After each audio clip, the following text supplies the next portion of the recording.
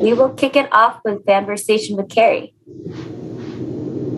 All right. Thank you very much.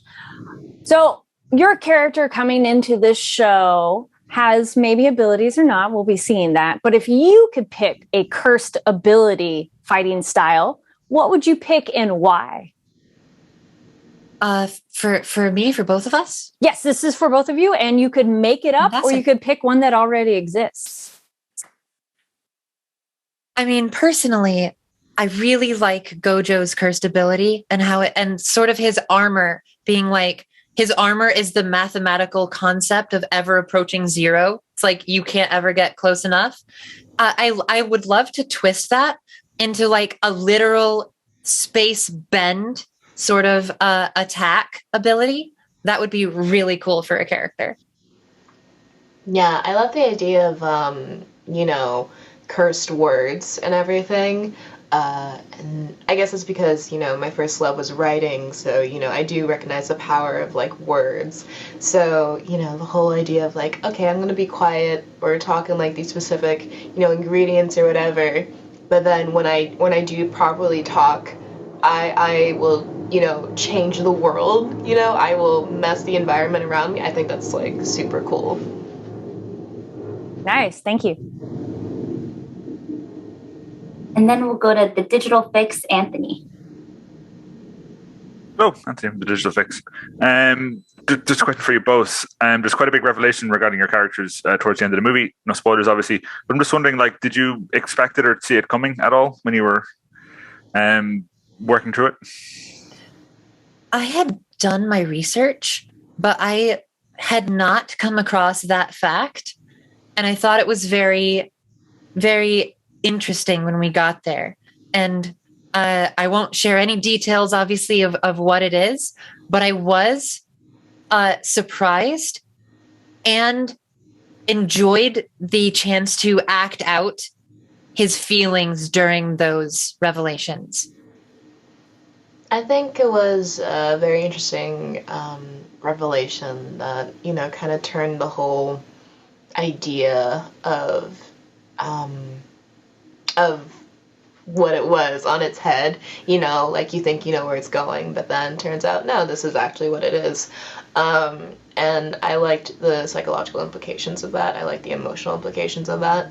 And I really liked how it all wrapped up in the end, to speak so vaguely. Thank you. Mm-hmm. And then Otakus and Geeks, Nadia. Hi guys, Nadia at Otakus and Geeks. My question is for Anairis, Rika. Mm-hmm. How did you prepare to play a special grade cursed apparition? And can you tell us about how you handled switching into human form? Man, it was really cool because, I have seen a little bit of Jujutsu Kaisen, so I knew who the King of Curses was, but to learn about the Queen of Curses was very interesting. And, I knew this was a character that had duality, and it was, interesting figuring out, okay, who was she as a human? Who was she before, she became cursed? And I feel like that form of her is a bit more mysterious because we spend so much more time with cursed Rika.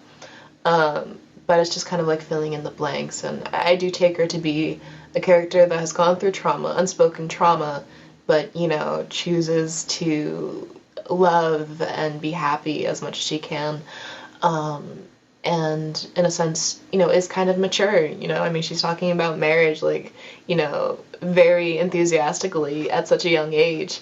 And she's not bringing out a ring pop, so it's like, this is a very interesting character for sure.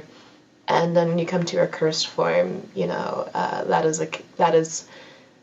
I think it's such a stark contrast to who she was as a human, because as a human, she seems a bit more mature, but as a curse, she's just so much immature, like so much explosive, childish energy.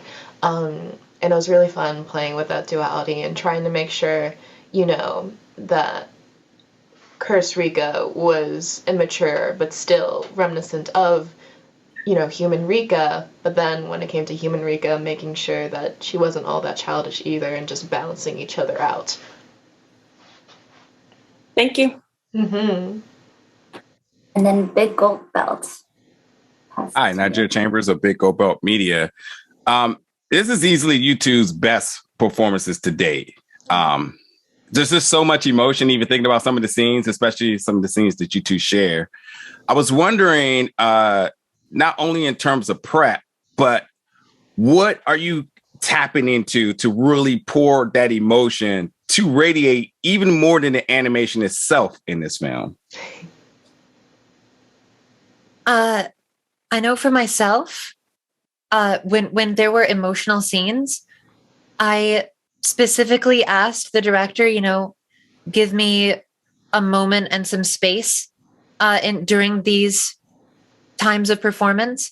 And I pulled from my own experiences of loss and of grief and of guilt, like self-guilt about those traumas. And while I was having a ton of fun, it was also, a little bit cathartic to explore those depths in acting this character and seeing how my experiences could translate to his own and really come through in the performance. I really wanted people to hear something authentic. And so I took the time to make sure that I brought that out of myself. Yeah, likewise. I didn't really try to make Rika sound like, oh, anime little girl. Like, I tried to make her sound like a genuine little girl so that you can empathize with where, her development goes in the story. And then, bringing up the more, I guess, childish, almost cartoony sound, like in Cursed Rika, but still trying to ground that where I could. And, I think Rika's like a bit more of a mysterious character. I don't have as much to play with as Kayleigh does with Yuta, but, it's just kind of filling in the blanks and like, okay, right here in the scene, she is being a pure romantic, and it's just kind of being like, oh, what is it like to love someone, to genuinely love someone so much that you want to marry them, and, just kind of drawing into those pure emotions and, and making it seem as real as it is in my head, And in those moments where she is cursed, even though I have to ham it up maybe a little tiny bit, I still want to find parts where it's grounded, and I still want to find, okay, what exactly is she thinking for her to say this? So, just being an actor, yeah. Beautiful. Thank you so much. Thank you. I think we have time for a couple more, so conversation. All right. So as you were saying, your characters just have these heightened emotions. They go through so many different levels of, real highs, real lows. How do you, wash that off yourself when you leave the booth and not take that energy with you? A big part of it is having a space in the booth that I feel comfortable and welcomed and welcomed not only just in the space, but in the energy to play around and to experience all of those different levels. And then, the director was super respectful of when I needed those moments. But then, after we were done with them and we get back to, where Yuta's like having a jokey scene with some friends, we could easily move back into joking around ourselves and get myself out of that place and into the new place really easily, because it felt like a natural and fun day of work. And that was, I was very, very, very grateful for that. And I think it helped my performance a lot to have a space like that where we could have that energy and that dynamic. Because then when I leave, none of the negative energy of portraying the scene followed me there, because we were able to, play around and have our own fun. Yeah, I only had, the one session for Rika, a single, I think it was 2 hours or something. And it was my first time working with the English dub director, Susie, and, we kind of quickly made a rapport with each other. She was very good at making me comfortable.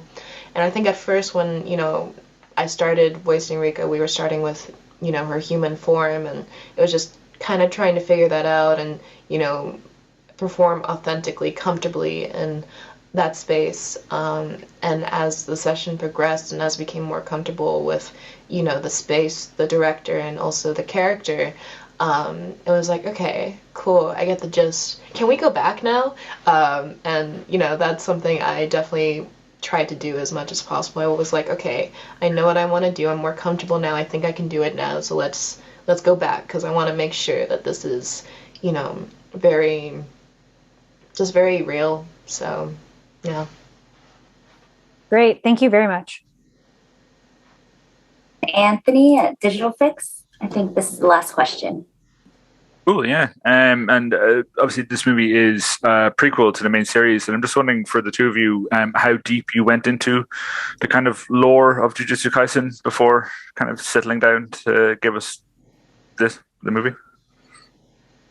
I had seen season 1 subbed and some of it dubbed. And I also had done some research for the role. Excuse me. I have not read all the way through the manga. But I did look into a little bit of it.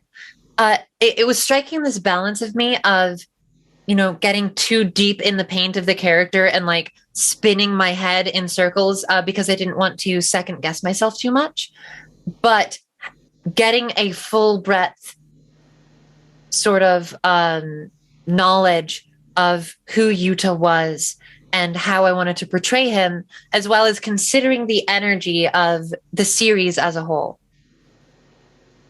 Yeah, and it's similar for me. Actually, for me, I maybe watched a few episodes of Jujutsu Kaisen, and the most that I knew about it was from friends kind of talking about it, and they would talk about the manga, they would talk about the anime. So I kind of understood the gist of it, but, when I was cast as Rika, I was okay, I know there's this prequel story, let me make sure that I know this story and learn what I can about Rika, especially because I think, she's kind of mysterious in her own way, and it's just figuring out, okay, this is her, this is Yuta, this is their relationship, and then, by the time that we went to the booth, it's okay, that's the manga, that is what Gigi did, so what did the anime do? And it was just kind of, putting the pieces together as we went through. Awesome, thank you. Thanks, everyone. I think that's all for our time.